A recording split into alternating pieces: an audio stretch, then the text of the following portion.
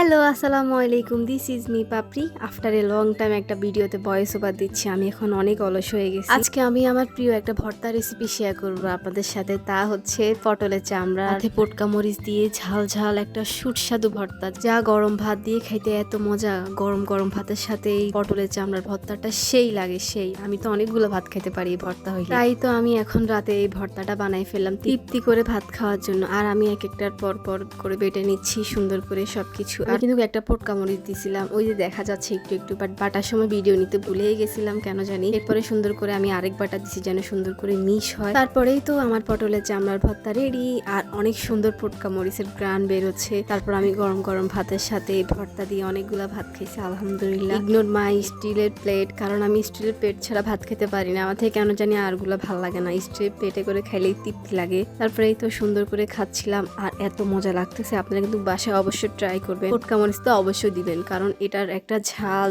গ্রান এত মজা লাগে, এত ভালো লাগে। এই তো আজকের ভিডিও ছিল এই পর্যন্ত। সবাইকে আল্লাহ হাফেজ।